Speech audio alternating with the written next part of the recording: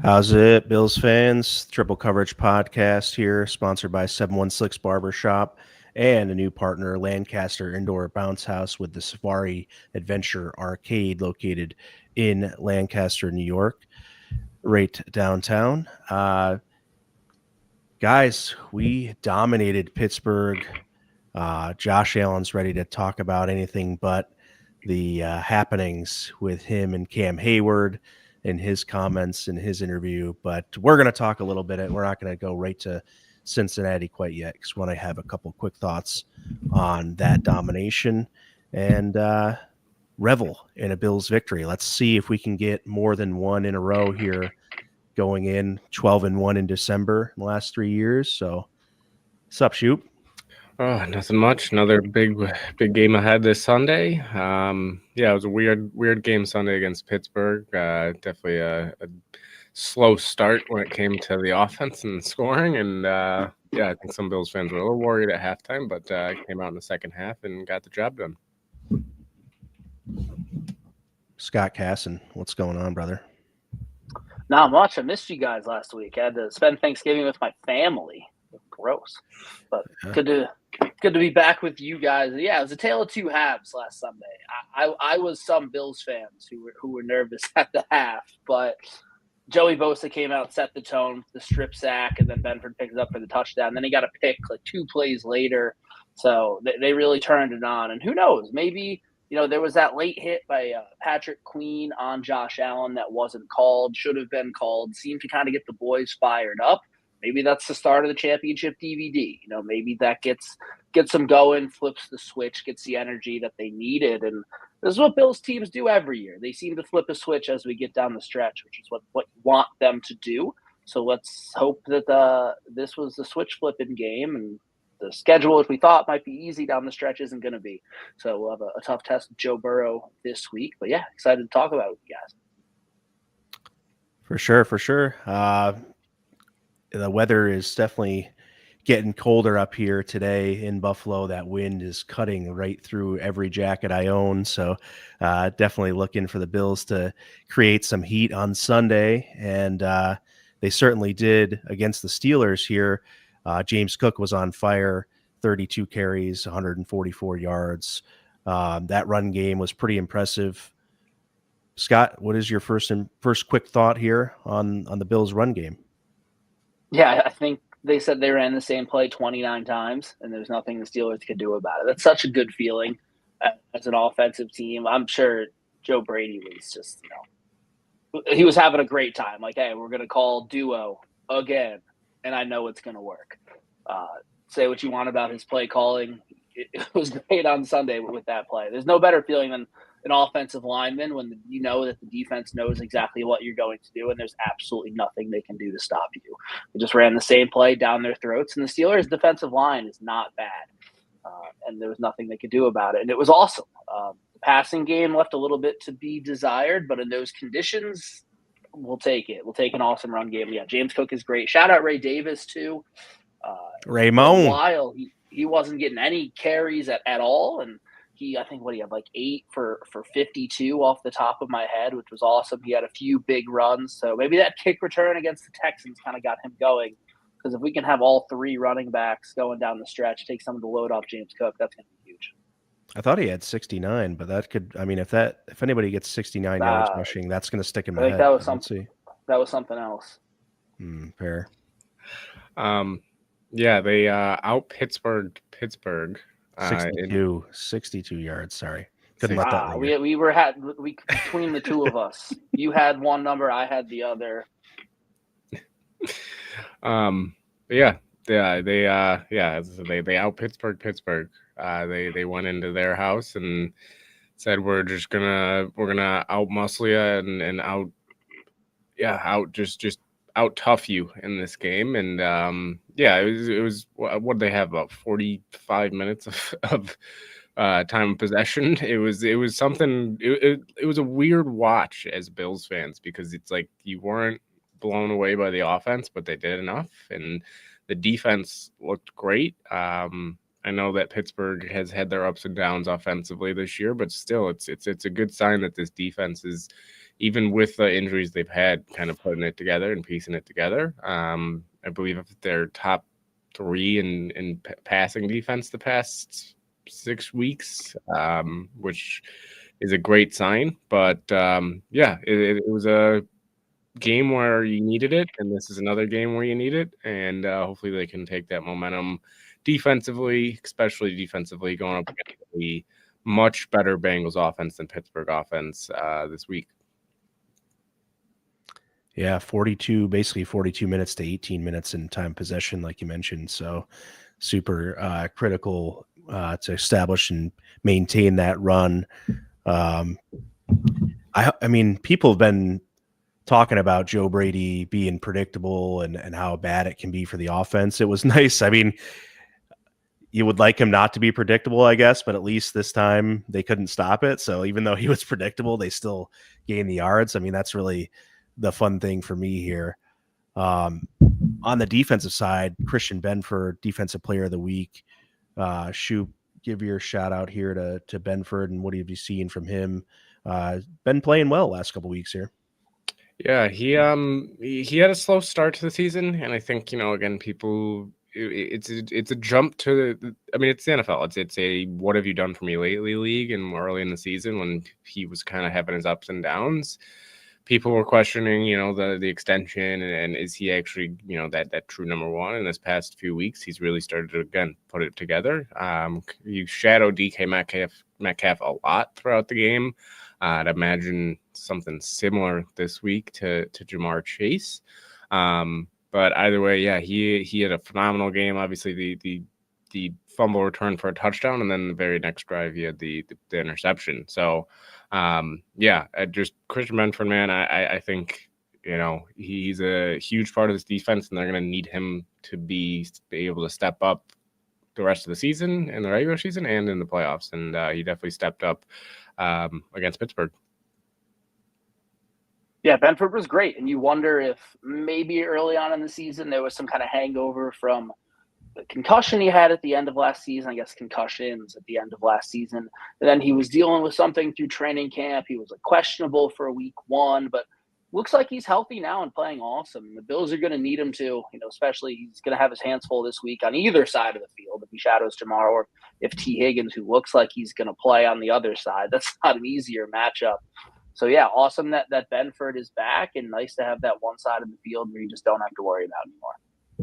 Yeah, that's the biggest thing, that trust, that feeling that our guy is back and able to sort of tail another team's one if we need it, or however they want to play it. McDermott talked a little bit about whether people are switching sides or, staying to left or right, but Benford's got that knack to want to command that number one receiver. He's certainly going to have his hands full no matter what side of the field he's on this week, probably. But it's super nice to have sort of that high level player back on the back end of the defense. And, I think McDermott sort of accounts it to being, complementary with the rush being there and the rest of the guys all doing what they need to do to help CB have his success. But I think CB's definitely raised his game, and it's nice to see.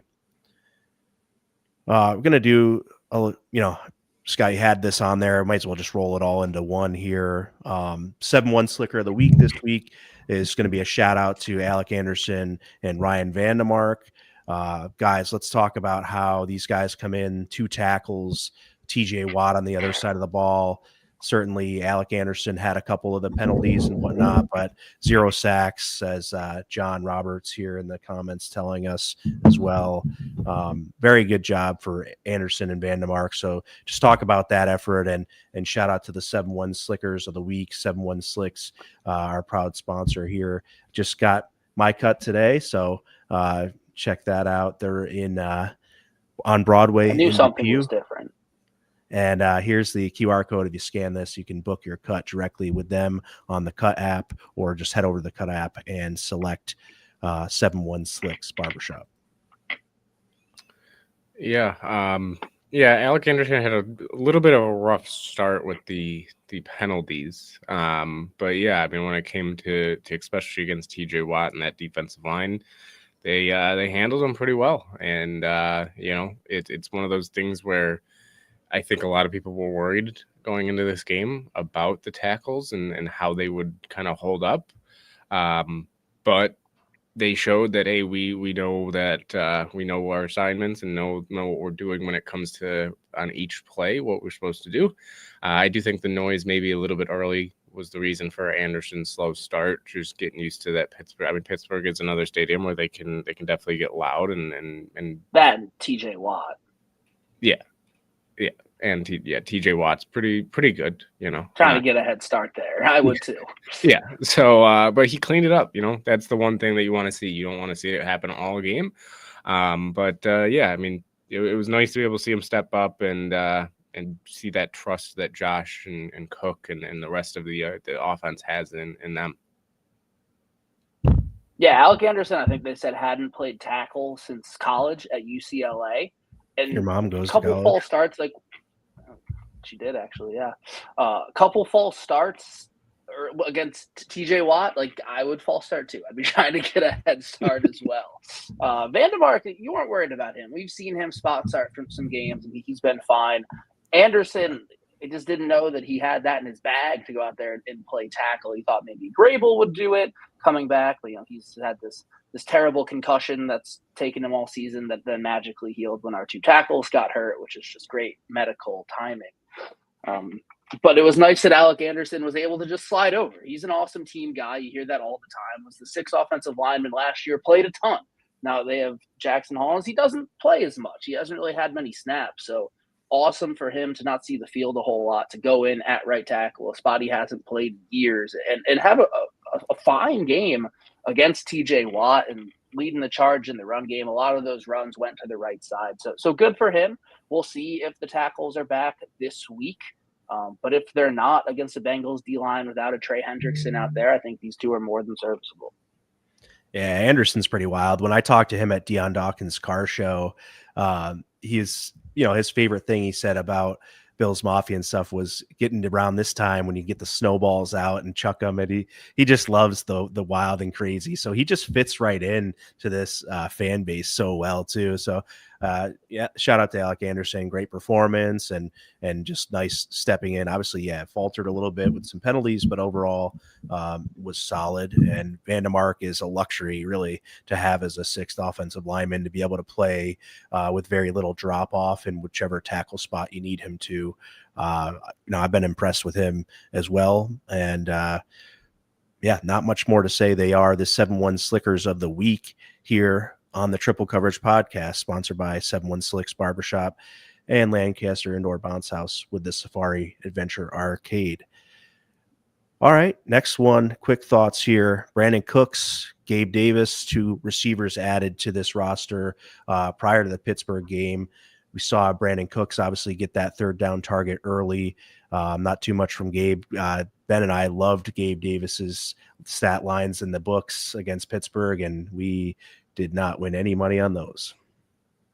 If only someone told you not to take them. Someone should have. What do you got on Cook, Scott, and Gabe, and how do you think this offense is going to roll with the addition of Cooks, subtraction of Elijah Moore?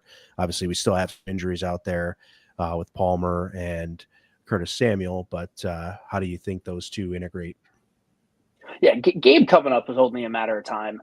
Yeah. Once soon as he was healthy, they elevated him right away, and then he came up to the active roster when he was out of elevation. So that made sense, and he's already integrated himself. And he almost didn't really have – it was a reintegration, I guess, because he kind of felt like he never left. He went to Jacksonville for a season, came right back, not getting the same target share that he got before he left. Sure. He's playing a much different role. He's not getting the same number of snaps, which is a good thing. But we know what Gabe can do. He can stretch the field, and Josh Allen clearly trusts him.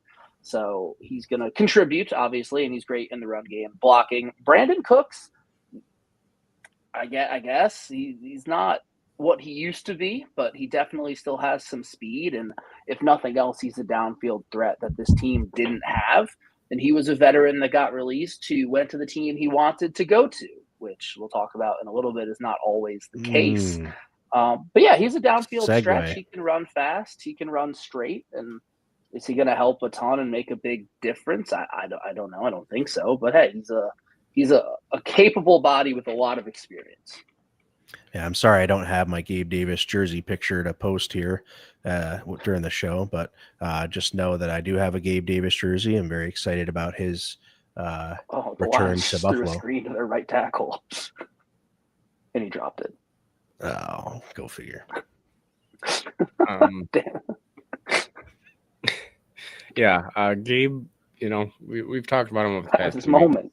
Gabe's a guy that is trusted by Josh. You saw that even evident in his first game. Didn't really need to do much, this past game, obviously, with how much they were looking, to run the ball. So yeah, Gabe, I think can be that guy that, when Josh needs somebody to go to that he trusts, that's it. And even on the interception, yes, it was to Gabe Davis, but that was not Gabe Davis's fault by any means that ball was intercepted. Could have definitely been thrown a little bit better there by Josh, but yeah, I mean he'll there was a miscommunication on it. Josh said he threw to a spot and Gabe stopped. He zigged and he should have zagged. Yeah, well, Josh thought he was going to keep going in front of the DB, but he stopped at the soft spot. And Josh threw it to where he thought Gabe was going to go. So it's not his fault, but like it wasn't like it was a bad throw on Josh's fault. Just miscommunication. Yeah, didn't get a completion, so it's a bad throw on my mind. That is one of those things. Technically, the ball didn't hit the ground. It is one of those things where, hopefully with Gabe having the history with Josh, that it doesn't. It's one of those things that it happened once, they can clean it up, and now they're on the same page again. Cooks, I'm definitely excited to see Cooks get more involved as he gets more integrated in the offense, learns the offense more, has worked with a lot of the coaching staff before in the past. So I think it allows you to handle Palmer a little bit differently, maybe ease him back even more with that ankle. And with Kincaid also not exactly looking like he might not be back, it's something that he might have to step up earlier than thought. So it's nice to see another guy come in that hopefully can come in and help down this stretch. Elijah Moore did not seem to be working out, and I think that's really what led to the cutting of him is just that he didn't think it was working, they didn't think it was working. So you end up moving on to Cooks, and hopefully you can get a little bit more production out of Cooks than you did out of Elijah Moore. Yeah, production's the main goal here, right? I think you have to really look at what the usage is going to be. I think that's been the talk about the receivers we do have here as well. Is just it's not like the receivers we have don't have any talent, but I mean, are they going to be utilized to their strengths and get something productive out of them? We were able to throw in the Buccaneers game, and then there's been plenty of games where it hasn't worked at all. So looking for some sort of build here starting this week. It's going to be a little bit snowy potentially and definitely near freezing. So we'll see what the pass game looks like. It's going to be more difficult as the season rolls on, and it's good to see that we can run the ball when we need to, but at the same time, I definitely want to be able to throw the ball when we need to, and that'll remain to be seen here. I think we're going to need to against Cincinnati, so we'll get into that whole preview, and I'm excited to see. Obviously, everyone has heard my excitement on Davis. I don't need to keep going on that, but Cooks brings a little bit of a different, like Scott said, that speed element and some verticality there. Let's see what they can do with it. If anything, if he's still got enough to make an impact. Going through the injury report here. Whoa. We're not going to the injury report. Good stop. Go for it, Ben. Yeah. Well, as everybody's probably heard by now, Darius Slay, big play Slay, was claimed by the Bills and is threatening to say, I'm going to retire and not coming here. And I wanted to go to Philly, and that's pretty much it. And unfortunately, the Bills did waive Jamarcus Ingram in the process, and he gets claimed by Houston. You guys already kind of heard my thoughts on it. earlier today of just, it sucks. I wish that there was some sort of plan in place for the NFL if this does happen, where you don't have to lose both your player and not get the player. It's one of those things that sucks for the Bills. But I'll have my thoughts quick. Is just, I think it's weak on Slay's part, his agent's part.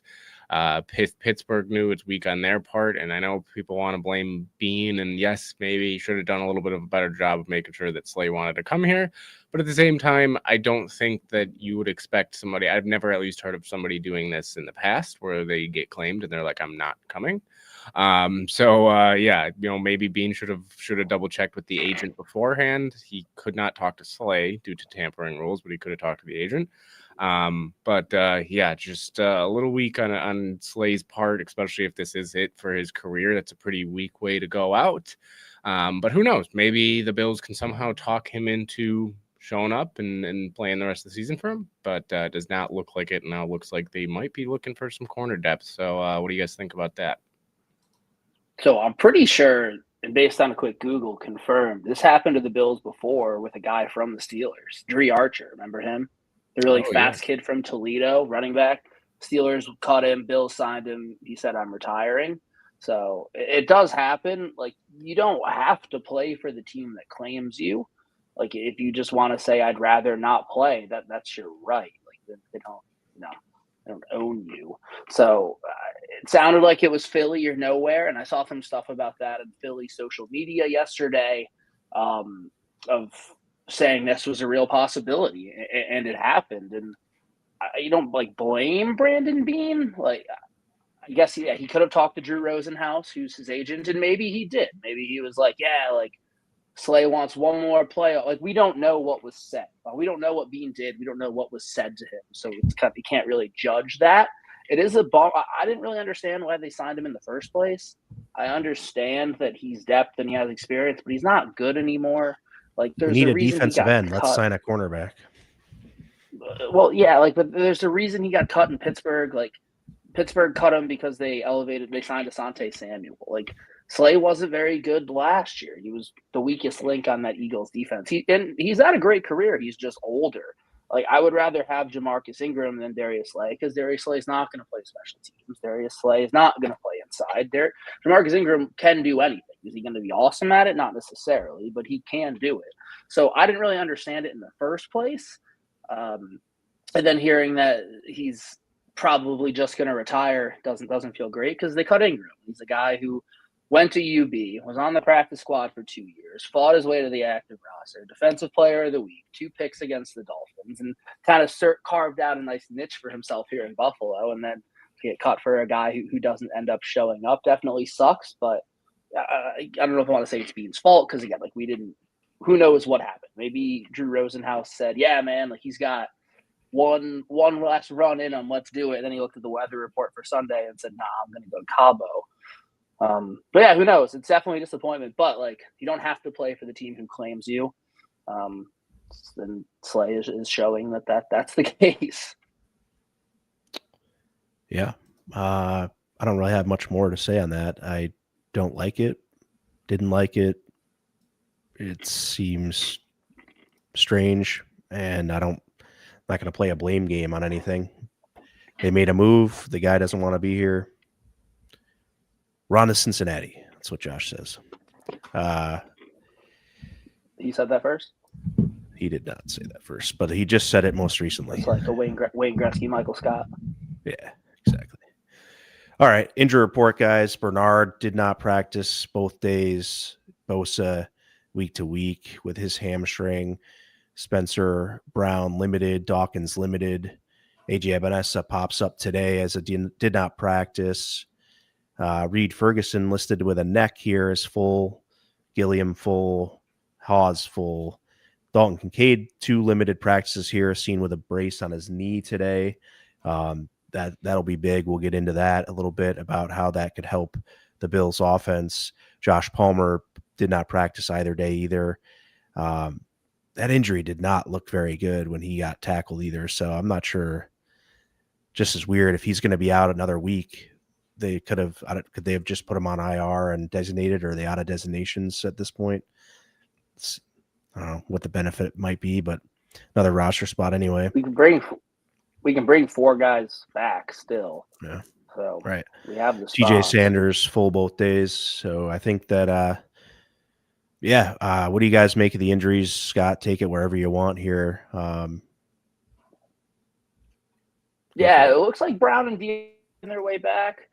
I think Dion probably can play this weekend. I wouldn't be surprised if they give Spencer 1 more week. Just because if Dion clears protocol, he's going to play, and he looks like he's on his way to doing that. Kincaid showing up with the knee was a little concerning because it's the PCL knee from last year that gave him a ton of trouble. Maybe he tweaked it when he was rehabbing and doing some extra stuff, or maybe it's just kind of been bugging him all along, and the brace is precautionary, which you hope, but he definitely looked pretty stiff in the videos that you saw on social media today of him just kind of warming up. Like it didn't really look like he was moving super fluidly. So you don't love that, and to kind of take it a step further, the Bills have a big decision to make on Dalton Kincaid this offseason. Are they going to pick up his fifth-year option or not? When he's on the field, it's a no-brainer. Like he's our tight end. Why would you not want to do that? But then if he's only going to play 50, 60% of the games, then when he does, he's going to be banged up. Like, is that worth it? So I'm going to have a big decision to make on Kincaid coming this offseason. It's not going to be an easy one. Yeah, Kincaid. It's really tough because I even saw a tweet on about Isaiah Likely and maybe he's a Kincaid replacement, and I had just commented Kincaid would also be a good Kincaid replacement, but yeah, to Scott's point, it's like if you're not on the field, health is being available is the greatest trait you can have, and being able to be on the field. But yeah, this year it looked like it was that breakout year. It was the year that Kincaid was finally introduced and say, hey, there's a reason they went up and took me, and it's a shame that it's kind of been derailed by injuries because man, he really was looking like the number one option in that passing game, the guy that would make the passing game really go. So it sucks to see Kincaid. Hopefully he can come back and be healthy when he does get back, whether that's next week, this week, whatever it is. It sucks. Brown and Dion, we'll see as they go on. Good news is, like we said, it does look like they hopefully, if Alec Anderson and Vandermark can step up again if they need to.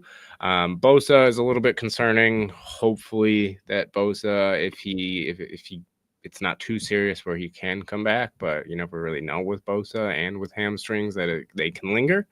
And then Palmer's a weird one. I'm just hoping that Palmer can at least, like I said, hopefully Cooks and Gabe can kind of keep it together this week, and hopefully then Palmer's back the week after. But we'll see. It's obviously as time goes. And man, worst part about this game is the injuries, and Bills have had plenty this year. Yeah, sorry there. Tooth Fairy is going to be coming tonight on his birthday. So shout out to Theo, my son, his 6th birthday today. Also just lost a tooth. So now we got to have the elf on the shelf is going to arrive tonight. The Tooth Fairy's coming. This is a full day here in the Nelson household. So Kincaid's been, like you guys mentioned, a good tight end for the Bills, but not always available. And I'm interested to see, like Scott mentioned, how that plays out with his contract situation and where they're going to go. I think they like him enough to bring him back and pick up that option, but he's got to show something there. Bosa week to week is super frustrating. We talked about it all all season long that he's got to stay healthy for us, and he has, and he's been pretty good. And now I'm kind of a spin zone there. If he's going to be hurt, we'd rather have him be hurt now. And who knows? He's been dealing with a wrist, so maybe he takes 2-3 weeks off, and then he comes back for the playoffs and he's 100%. Yeah, like that. Come back from the push. Come back in the Eagles game maybe and be fresh, hopefully, and make it through the Eagles and Jets games. You knew he wasn't going to play 15 games. You knew he wasn't going to do that. Yeah, so 100%. This is a couple here. He's less likely he gets hurt in January. Yeah, we'll see. I hope so. Roy mentions here that Morgan Fox getting called up. I would certainly Would predict think that. so. It seems very likely. So, but yeah, Bosa, had that strip sack on Rodgers was very, very good, and we'll see how we progress here. Look, the Bills need some defensive ends now too. AJ Epinesa now dealing with some stuff, so that's where that Morgan Fox comes in, and we'll see what else they might try to do. They're down to 4, and now they basically have 2 healthy, and got to get someone rolling in here, I would assume, at some point, try to see what they can do to fill the gap. Baby. Shaq Lawson and Morgan Fox. There we go. All right. I get, once again, shout out to 716 Barbershop, Broadway in Depew, Lancaster Indoor Bounce House, downtown in Lancaster here. Check out those sponsors. Very grateful for those. One other mention is Southern Tier Brewing Company, and also shout out to Cheat Code Athletics. We're going to have those built different hoodies at the tailgate with us for sale. We'll be doing some content around that tomorrow. And shout out to Wingnuts. Tomorrow we'll be out at Wingnuts doing a little interview with Osiris Torrance. So, throughout the show, if you guys have any questions, comments for Osiris Torrance, feel free to drop them in the comments here. Send them to us on social media, and we'll try to get one of your questions in to Osiris Torrance if we are able to. And there's our handles there for you if you want to shoot us a message on X or otherwise. Shoot them in the comments here, and be happy to try to take a good one to Torrance. Offensive preview now. Speaking of Torrance, Scott, take us through. You want to do the offense, and maybe Ben can run through the defense. He can read the depth chart there and get this game previewed up right. I'll do whatever you want, Lance. So Bengals defense is how you say not good. They're also bad. They're ranked 32nd in the league, which for those of you who don't know, like Ben, is last. You can't count that high. They're last in a lot of categories, including yards per game and per play, points per game and per play, including passing yards giving up per game. So they're not a good team. The Bills should be able to move the ball through the air and on the ground. But it's still the NFL, and those guys get paid to play too. They looked really good against the Ravens on Thanksgiving last week, which was surprising and didn't make me feel great. But Ben, what's one way that you would like to attack this Bengals defense, and how do you see the Bills being successful as many other teams in the league have been against them?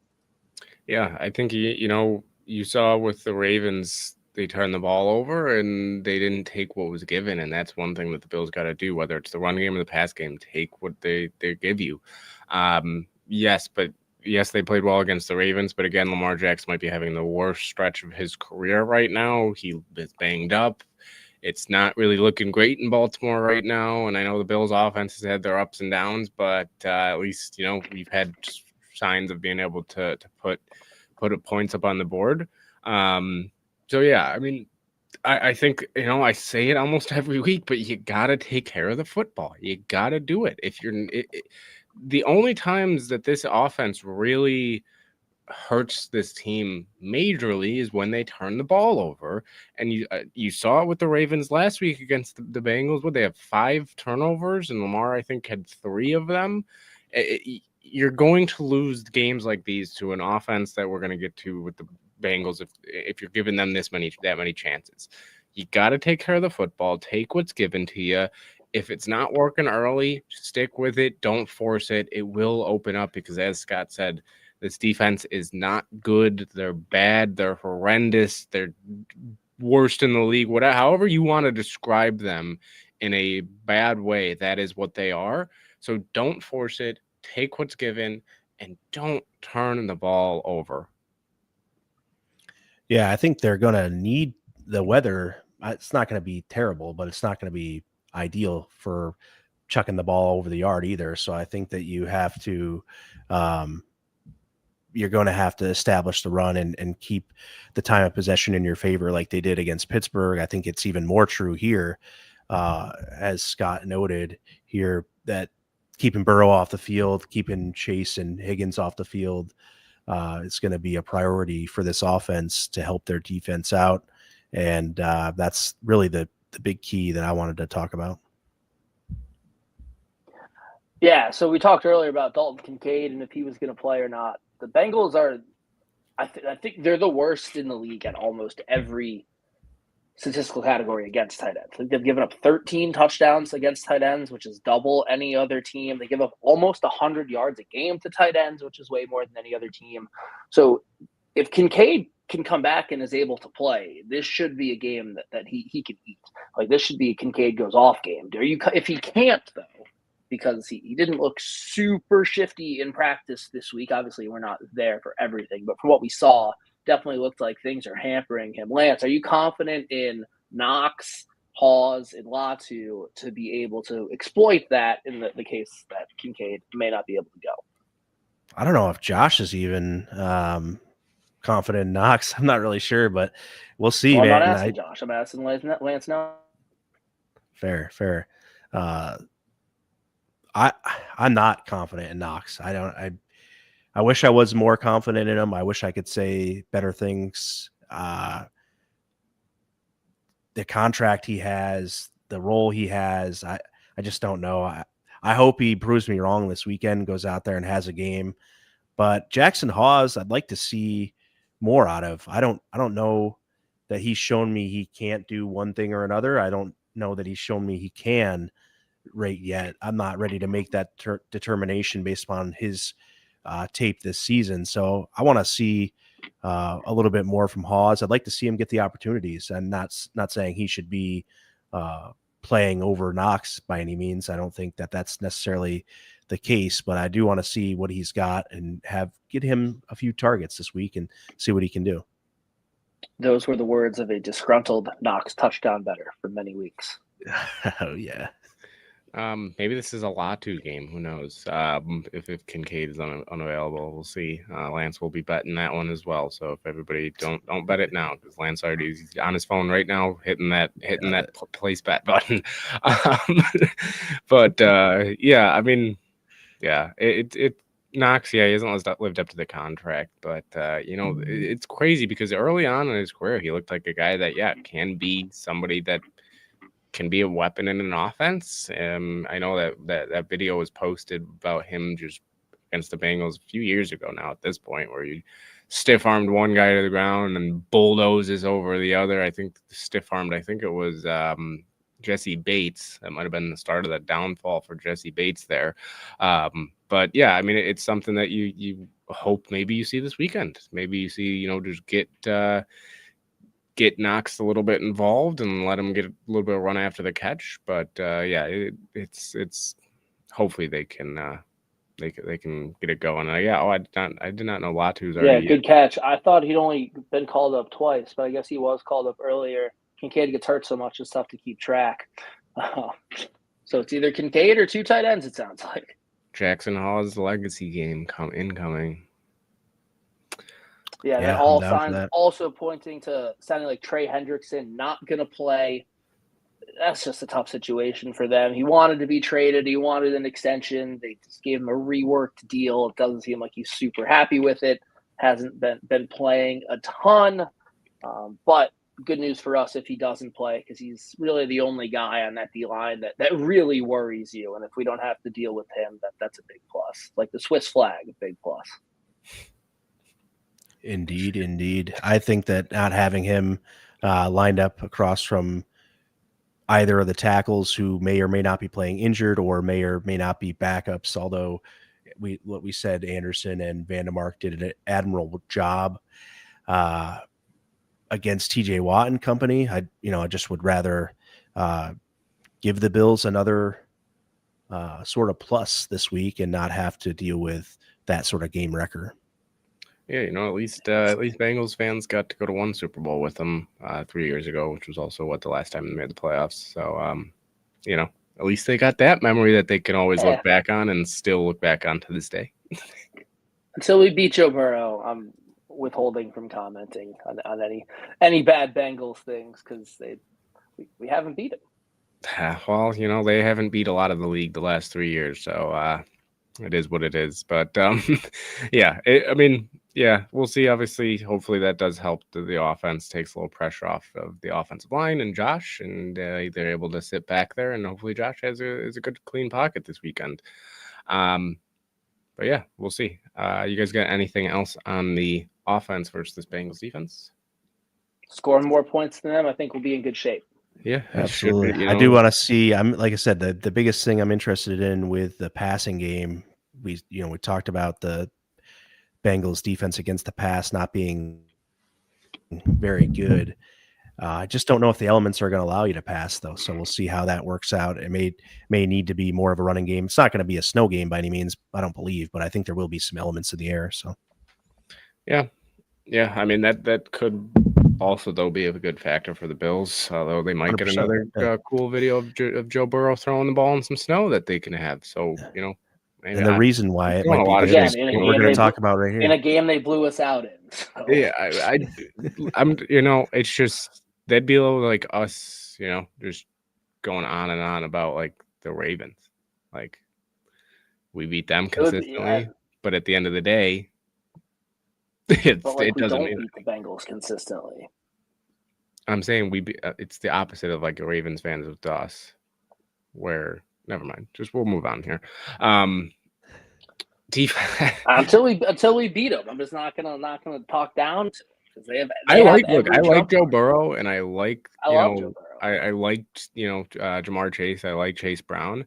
But when you are consistently again availability, you can't stay healthy, and then you want to continue to go back on a couple games a few years ago, doesn't mean much. And now it's on to this week, and hopefully the Bills can get the win this week. I did also see, I was listening to WGR this morning.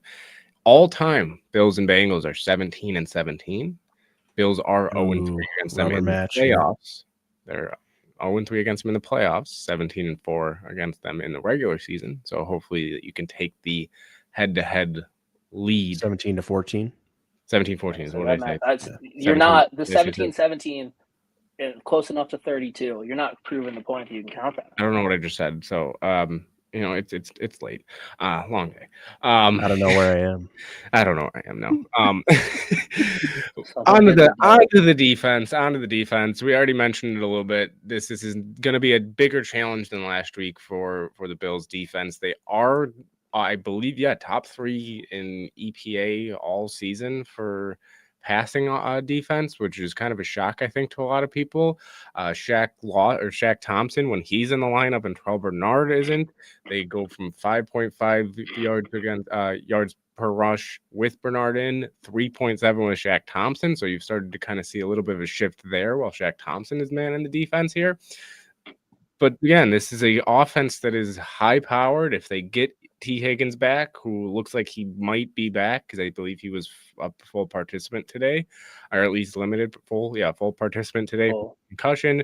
Jamar Chase, I don't really know if there's anything I really need to say about Jamar Chase. Jamar Chase is Jamar Chase. He's one of the best in the league. He's not the best in the league. And Chase Brown started to get it going recently as well. So this offense, man, they got weapons. Joe Burrow is a phenomenal quarterback when he's on the field. And this defense, it's going to be a test. So what do you think, Scott? What's the key to the defense this weekend? Try to contain Jamar Chase and T. Higgins. If they both play, they're about as good as a 1-2 punch as you have in the NFL. Maybe them in Dallas is close, but I would give the edge to Chase and Higgins. And Joe Burrow didn't love how good he looked on Thanksgiving. Was expecting some rust, was expecting him to kind of still be feeling himself out. Now he went out and looked like Joe Burrow against a pretty good defense. So didn't love like that. He was feeling himself. Yeah, I would much rather it be Joe Flacco, but hey, we got Joe Burrow. Joe Flacco. They love him here in Baltimore. But the Bengals, they run the ball less than any other team in the league, which those receivers makes a lot of sense. But if you can make them one-dimensional in a game that Lance mentioned is going to have some elements in the air, which I believe there's always elements in the air, but especially ones here on Sunday. Noble. You can make them. All right, you can make them one. We'll tell you what that means after the show, Ben. If you can make them one-dimensional, you can make it a really hard game for them. So if they can somehow contain Chase and Higgins, then we got a shot. Excellent stuff.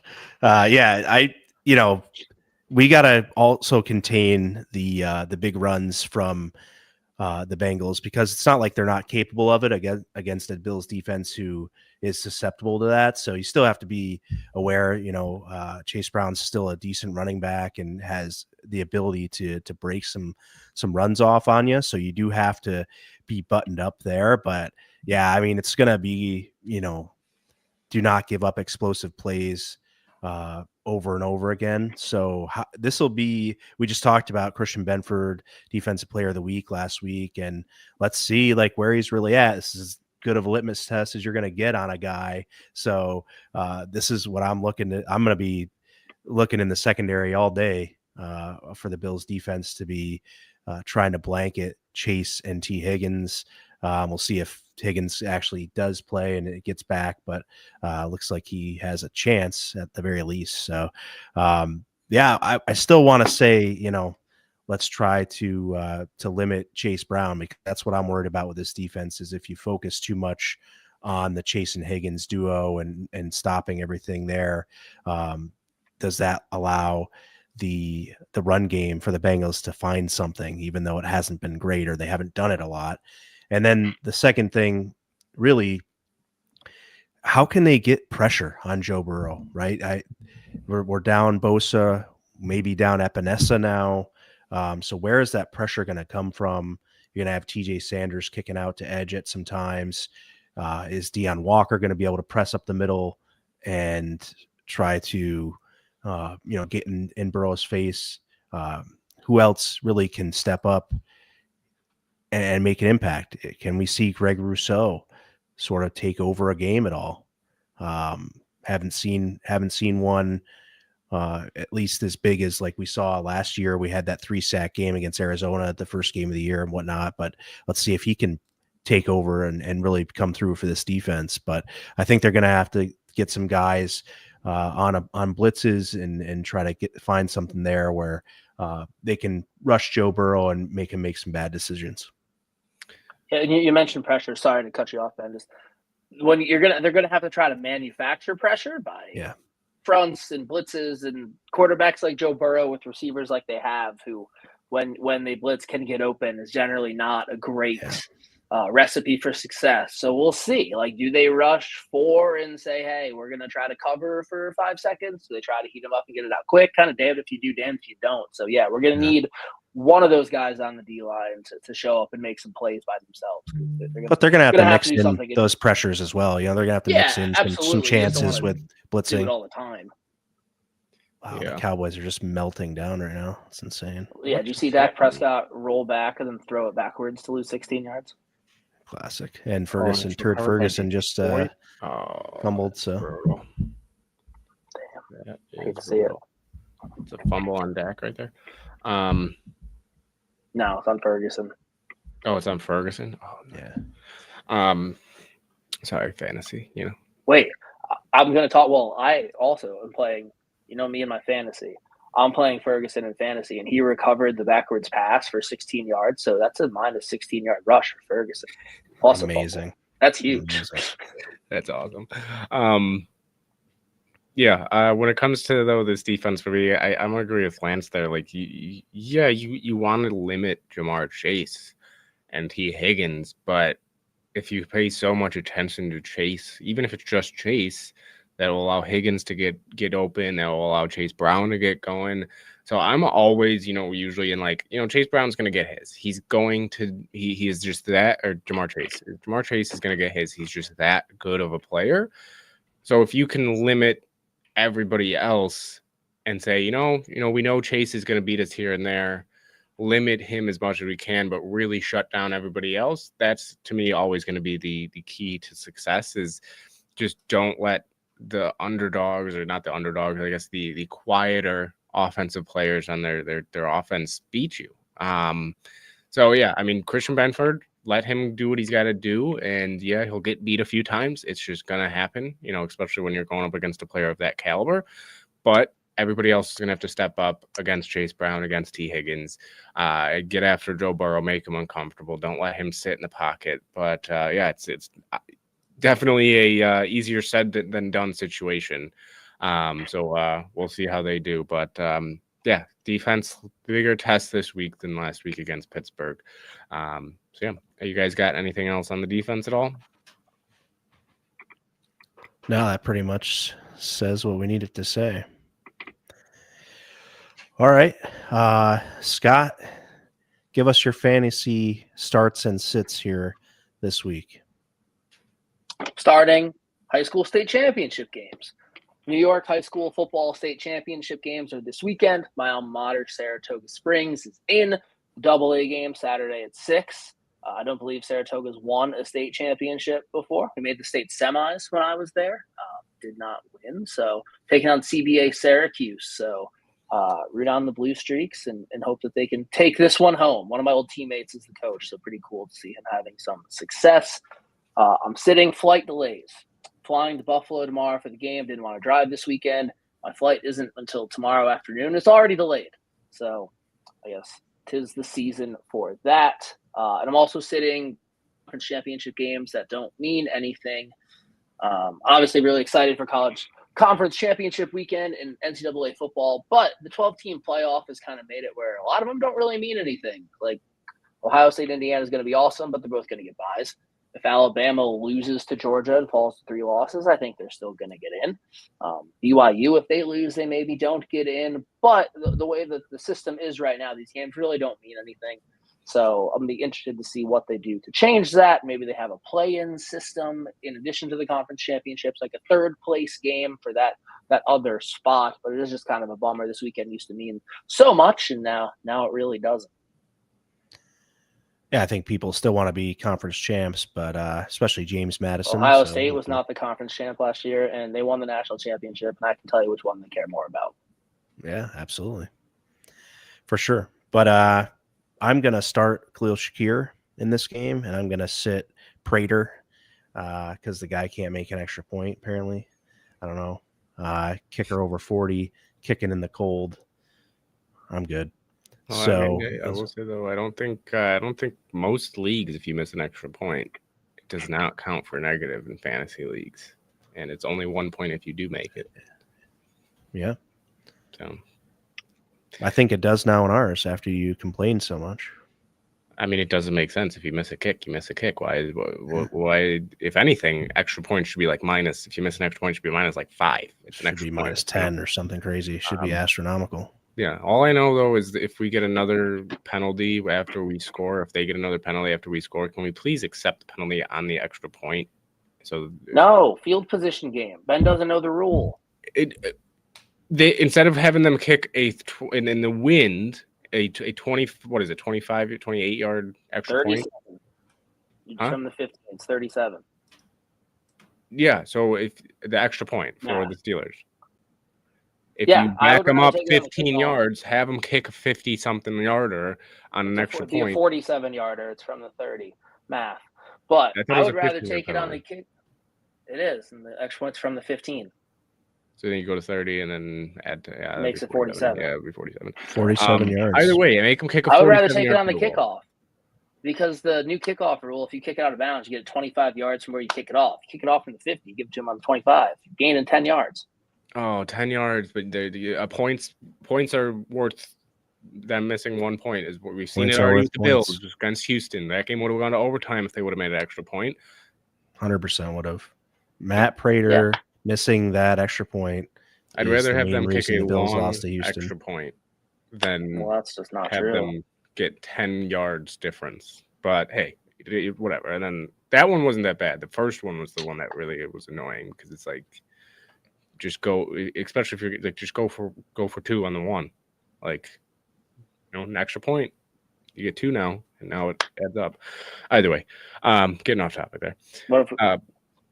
I'm gonna start. As much as I hate to say it, I think I'm going to start Chase Brown. I think that he's getting the ball out of the backfield a lot as well. It's going to be one of those games where I think if they do try to shut down Chase and Higgins, he's going to be a guy that can open things up.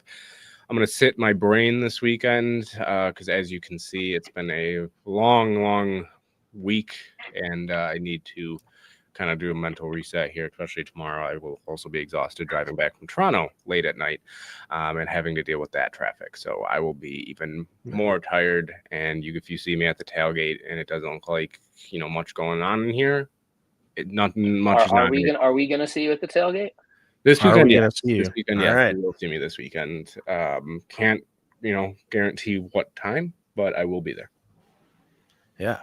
Although Monster Energy will not any longer be the official sponsor of it, we will still have Monster Energy product at the Big Tree Inn here, and we'll be happy to give that away to folks that want to get jacked up for a 1 o'clock freezing game.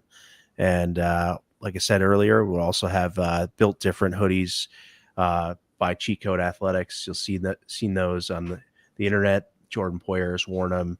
I wear them, if that matters to you or not. Probably not. But go out there and come out to the Big Tree Inn if you want to get your Built Different hoodie. They're pretty darn cool and super comfortable and very warm. So going to need them this time of year underneath that jacket. Make a good layer. So other than that, what's your game prediction, guys? Let's get into that. Scott, what do you got?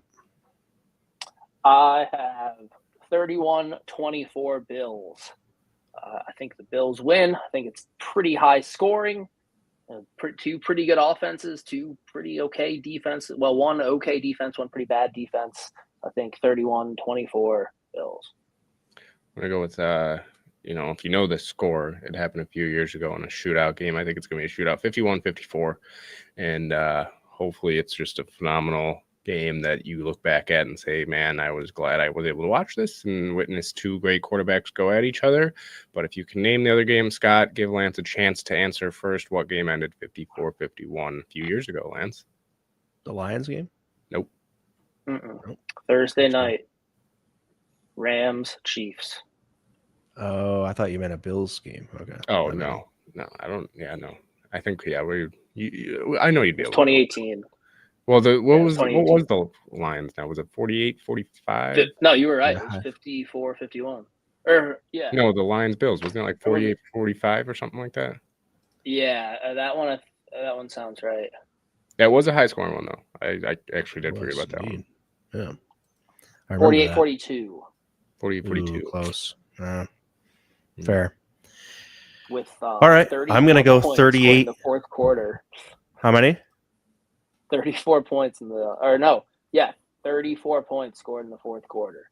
A la Broncos against the Giants this season. So 38-33 Bills, I think, like you guys said, going to have some points on the board here with these defenses. I think the Bills offense gets on track in the pass game as well as the run game and can score more against a porous defense, and their defense will stand up a time or two to get the big stops when they need it. So with that has been the Triple Coverage Podcast on the Built in Buffalo Podcast Network. Shout out to 716 Barbershop, Lancaster Indoor Bounce House with Safari Adventure Arcade. We will see you all, with those of you at the game on Sunday, come by the Big Tree Inn. We'll see you all next Thursday right here, 8 o'clock next week. A couple of scheduling things the last couple of weeks here, so we're going to go a little bit later next week as well. And we'll see you then. Go Bills. Go Bills. Go Bills.